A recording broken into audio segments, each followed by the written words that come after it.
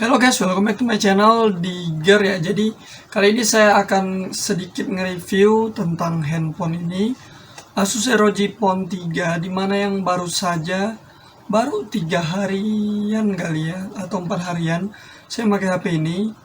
Karena nggak tahu sih, saya bosen aja pakai Poco F2 Pro. Jadi Poco F2 Pro itu udah saya jual kemarin, laku 6.850.000, dan saya beli ini. Ya kalau kalian nanya ini yang versi apa, ini saya kasih tahu yang pertama ya. Yang saya beli ini versi Tencent guys. Apa nggak ya? Ya ini ada tulisan Tencent di sini. Oke. Ini yang saya beli yang versi Tencent yang RAM 12GB, internal 128GB guys. Jadi saya dapatnya second yang masih baru 2 bulanan pakai, entah sebulan pakai.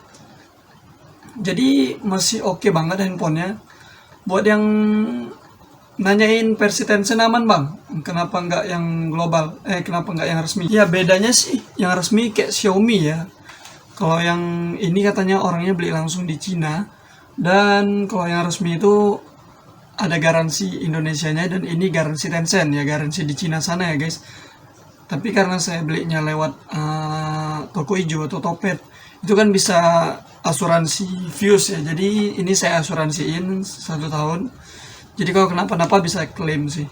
Oke, untuk sinyal ya, oke, balik lagi. Di Tencent Game ini memang versi Tencent SIM keduanya itu nggak bisa guys. Bisa lihat ya di sini ya, SIM keduanya nggak bisa. Tapi dengar-dengar katanya Smart Friend bisa. Jadi saya di sini nyoba Smart Friend dan itu bisa guys. Jadi bisa, tapi yang kelok 4G doang. Jadi 3G 2G-nya nggak ada. Tapi karena Smart Friend itu udah mendukung VoLTE ya, jadi VoLTE itu jaringan 4G-nya bisa dibuat untuk nelpon. Jadi kan kadang SMS notifikasi juga masuk ya guys. Jadi aman lah kalau untuk Smart Friend. Saya udah coba ke kartu lain nggak bisa. Tapi SIM 1 aman sih, semua kebuka. Untuk desainnya, dari ini saya bandingin sama Poco F2 Pro dengan yang saya pakai sebelumnya. Tapi saya nggak ngebandingin harga ya, kok harganya jauh banget ya. Di sini saya coba desain. Untuk desain sendiri bisa lihat ya. Ini belakangnya kaca. Belakangnya kaca. Walaupun kok kita seperti plastik, tapi di sini ada yang banyak yang udah retak guys. Kalau misal ada yang beberapa saya tengok di grup itu ada yang udah retak, berarti menandakan ini kaca. Dan kamera belakangnya 3 guys ya. Jadi di Poco F2 Pro itu kamera belakangnya 4. Di sini saya menurun sedikit jadi 3, tapi nggak masalah sih. Dan lampu flashnya ini 1 ya di sini. Ya untuk ke desain sih ini cantik sih, lebih cantik dari Poco F2 Pro. Kenapa? Karena kita agak bergaya aja gitu ya kalau kita jalan-jalan kemana-mana, apalagi lihat yang logo matanya ini ya. Jadi keren lah ya, orang-orang pada tahu oh ROG handphone mahal, handphone sultan. Ya nggak semahal itu juga sih. Oke, tapi di layar sih, di tampilan depan, desain tampilan depan ini agak mengganggu banget karena adanya bezel ya, bezel atas sama bawah. Memang sih ini handphone game ya, memang harus ada lah ya bezel atas sama bawah. Tapi buat kalian yang seperti saya nggak ngegame banget, agak merasa keganggu guys atas sama bawah. Tapi layarnya sudah dibekali 144 Hz, sudah AMOLED juga, tapi masih sama seperti Poco F2 Pro, black crash. Itu mengganggu banget kok buat kalian yang nonton film lah ya, atau lihat gambar yang banyak nampilin gelap-gelapnya, contoh seperti film horor gitu ya. Jadi mengganggu banget, itu nampak banget guys, pecah-pecah black crash-nya itu nampak banget di handphone ini. Nggak tahu kenapa, entah kapan diperbaiki di firmware-nya. Di Poco F2 Pro juga sama sih, ada black crash juga. Untuk prosesornya di sini sudah memakai Snapdragon 865 Plus yang katanya ditingkatin 10% dibanding Snapdragon 865. Ya, tapi saya sudah coba di beberapa game Damon itu memang lancar guys, nggak ada masalah.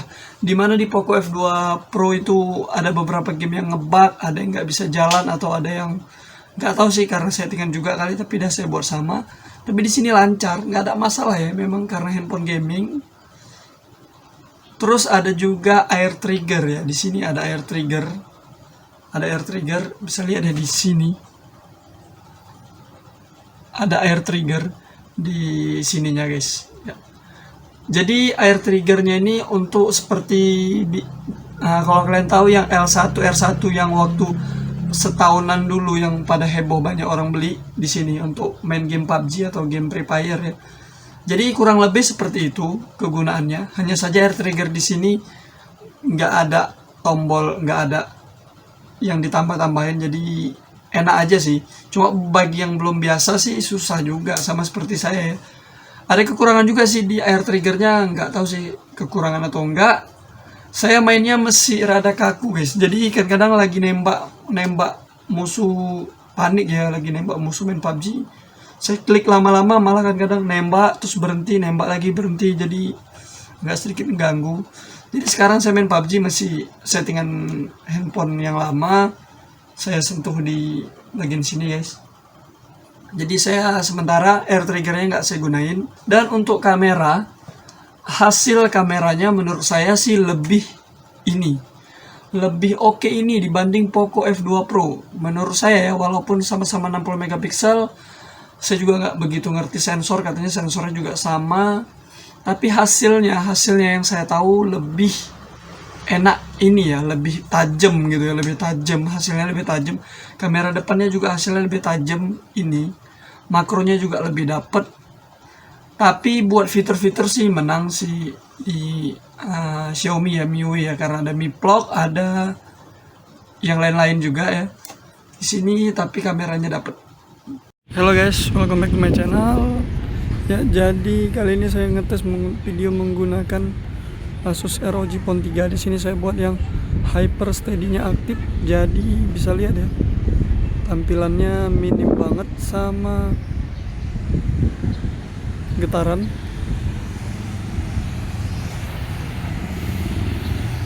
Di sini saya lagi di Masjid Aceh Baitur Rahman, Masjid Raya Aceh. Untuk kualitas video belakangnya bisa lihat ya, di sini saya menggunakan Hyper Steady.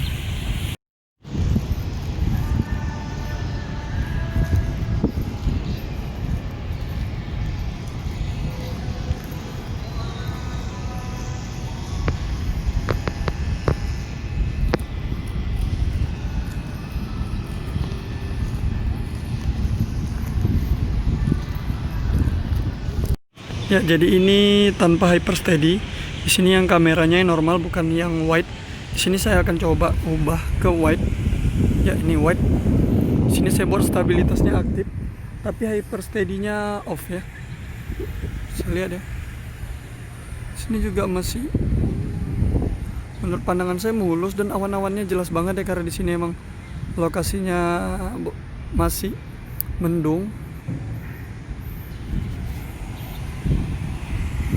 Video wide tidak menggunakan Hyper Steady tapi keseimbangan aktif. Sini kita coba masuk ke Masjid Raya Baitur Rahman Aceh.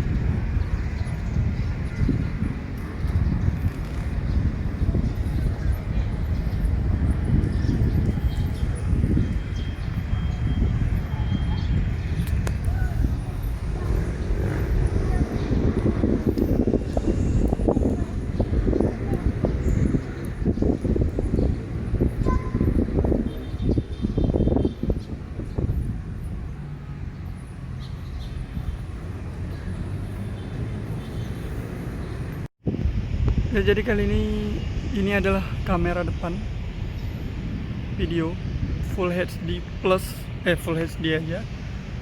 Di sini saya ngomongnya itu besar karena ada orang rame ya. Jadi ini dia hasil kamera dari Asus ROG Phone 3. Bisa lihat. Di sini stabilitasnya saya matiin karena kalau misalnya diaktifin stabilitas bisa lihat ya nanti ya. Dia fotonya kayak ngezoom gitu, ada bagian yang kepotong. Jadi ini video yang dari stabilitasnya diaktifin, lihat ya, frame atas kiri bawahnya dimatiin, nggak tahu kenapa. Lihat hasilnya. Apabila ada getaran, bisa komen aja ya guys. Di sini saya lihat kameranya langsung minim getaran, mantap banget, nice. Ini kamera depan ya, Asus ROG Phone 3. Untuk suaranya bisa cek sendiri.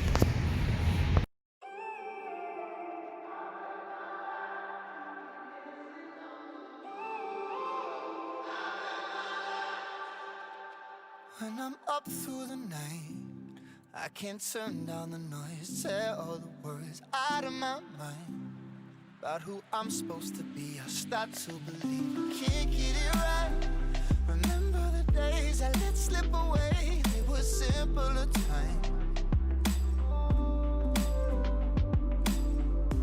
Mama told me before you leave, if there's only one thing you remember from me, child, when you're out on your own, a million miles from home, feeling the weight of the world on your shoulders, child, don't forget who you are. Dan untuk speaker, ini yang lebih dari Poco F2 Pro. Speakernya sudah Setrios seperti Poco X3, tapi di sini suaranya lebih 3D guys, lebih enak lah gitu ya, lebih enak, lebih mantep suaranya. Saya nggak tahu kenapa di sini kalau misalnya saya hidupin musik itu udah saya kecilin, saya masih tetap berasa besar guys. Dan untuk volumenya itu biasanya handphone itu volumenya itu 10 kali tekan langsung habis. Di sini bisa lihat ya, saya udah klik berapa kali nih ya. Ini ya dari yang paling atas bisa lihat ya, itu masih penuh. 1, 2, 3, 4, 5, 6, 7, 8, 9, 10. Setengah pun belum ada guys. Jadi ini berapa kali saya tekan, mungkin 20-an kali ya, baru habis ke bawah. Jadi dia banyak banget settingan volume naik turunnya itu, step volumenya ya. Dan untuk UI-nya saya rasain UI ini lebih smooth, nggak tahu sih kenapa, apa mungkin karena RAM-nya 12, tapi nggak ngaruh deh kalau UI itu ya. Tapi di sini UI-nya smooth banget, beda banget sama MIUI yang janjinya benerin bug, tapi bug ini dibenerin, bug yang lain yang muncul ya. Jadi ada terus bugnya. Saya ngerasain waktu pakai handphone ini mirip seperti MIUI atau yang di Huawei Nova 5T kemarin. Itu memang asli guys, smooth banget MIUI kemarin. Bahkan saya kemarin sempat berpikir jual Poco F2 Pro pindah ke Huawei P40 Pro, tapi karena bermasalah di Google jadi saya mesti singkirkan dulu. Jadi saya lebih milih ke handphone ini karena kendala Google ya. Tapi untuk UI-nya memang smooth banget, hampir seperti pakai iPhone deh ya, seperti pakai iOS ya. Dan ini juga UI-nya smooth guys, nggak pernah ada nge-lag atau ya, aman lah. UI-nya enak banget, sumpah parah, ini UI-nya enak guys, lebih smooth dibanding MIUI. Saya udah pernah pakai MIUI Poco X3, Poco F2 Pro, atau nggak pernah sih pakai yang lebih mahal dari Poco F2 Pro di MIUI, tapi masih ada bug guys. Nggak tahu kenapa, kan kadang nge-lag atau ya masih ngebug lah ya, masih banyak bug yang perlu diperbaiki. Dan makanya kenapa orang pakai Poco sering UBL, root, terus custom ROM, karena itu guys, MIUI masih banyak bug. Oke, untuk di mode game ya, ini mode gamenya keren bener ya, karena memang handphone game. Jadi ada mode game itu namanya mode X.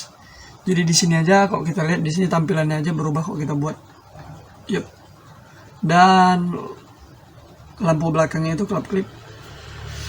Ini yang memang mode game ini mode yang bener-bener ditingkatin performanya. Ya, tapi ya itu baterainya boros guys. Untuk 6000 mAh menurut saya ini handphone boros banget ya.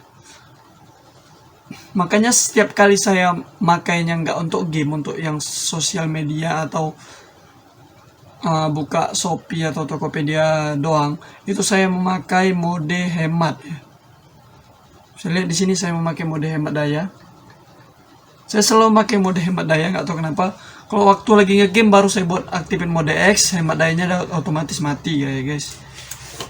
Jadi di sini mode gamenya oke banget, ada banyak-banyak pilihan, dan di sini juga ada pilihan charging bypass. Itu bypass charging, jadi kok kita ngecas dia ngelewatin charging, jadi dia langsung masuk ke handphone charge-nya, jadi dia nggak ngelewatin baterai, jadi baterai itu nggak ngecas.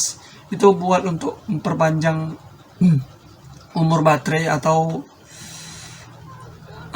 buat handphone nggak panas ya kan. Kadang kan kalau sering kan orang yang main sambil ngecas ya, jadi di sini ada fitur itu, dan fitur itu keren banget guys. Tapi saya belum pernah nyoba sih, karena saya juga nggak terlalu ekstrim banget buat main game. Makanya banyak yang bilang saya nggak cocok sih pakai handphone ini ya, dengan logo game handphone gamers, tapi saya nggak begitu suka game ya. Akhir-akhir ini bukan nggak suka game sih guys, kebentrok kerja jadi rada susah buat main game. Kelemahannya seperti yang pertama, itu layarnya nggak full. Saya cari dulu tampilan yang warna putih. Ya ini dia. Jadi layarnya nggak full, untuk yang pertama. Yang kedua juga beberapa apps ada yang layarnya merah, saya juga aneh sih. Ya ini, saya juga aneh sih. Ini seperti saya buka YouTube ini, kalau misalnya kita buat yang di bawah 30%, 20% itu merah guys. Tapi anehnya kalau misalnya saya tutup gini, itu nggak merah ya. Tapi kalau saya klik, rada-rada merah. Itu nggak tahu kenapa sih. Saya rasa ini firmware-nya masih ini ya, ada masalah. Tapi nggak tahu kenapa, cuma YouTube doang nih ya. Oke, di sini nggak merah. Waktu tampilan seperti ini, Resen Up nggak merah. Tapi waktu saya klik, merah guys. Bahkan di tombol-tombolnya juga ikut merah. Ini padahal nih ya. Nggak merah guys. Saya juga nggak tahu kenapa sih. Mungkin ada update kali nanti. Itu perlu dipertimbangkan juga buat kalian yang sering nonton YouTube di malam-malam hari sebelum tidur, kan pasti kecerahan layarnya di paling habisin, di minim. Itu merah, mengganggu banget memang. Oke. Untuk layarnya juga kecerahan layarnya terlalu cerah guys. Jadi kok malam-malam kita nonton film atau mainin handphone ini deh, waktu malam sebelum tidur mati lampu atau pokoknya tempat yang gelap, handphone ini masih tergolong cerah banget ya. Udah saya habisin masih juga cerah, jadi kayak macam ngeganggu mata gitu ya. Jadi kayak berasa perih aja walaupun AMOLED. Dan juga kalau misalnya kita di tampilan layar abu-abu, di tampilan layar abu-abu aja guys, contohnya seperti ini aja. Terus kita lihat di tempat gelap dan kita paling minusin layarnya, paling kecerahannya paling kecil, itu sering ada seperti garis-garis gitu ya di sininya, seperti TV yang kabur gitu guys. TV yang bagus tapi kayak rada-rada kabur, jadi kayak ada garis-garis gitu. Katanya sih itu gara-gara tampilan yang 144 Hz nya ya. Tapi saya coba udah buat 60 Hz juga masih ada ya. Nggak tahu kenapa itu. Semoga aja lah itu bug. Dan juga kelemahan handphone ini ialah di screen recordernya ya guys. Kenapa saya bilang kelemahan screen recordernya? Karena handphone ini screen recordernya untuk handphone gamers, aturannya sudah membekali screen recorder yang mumpuni atau yang keren lah ya. Kenapa saya bilang nggak keren? Karena nggak bisa mic plus internal.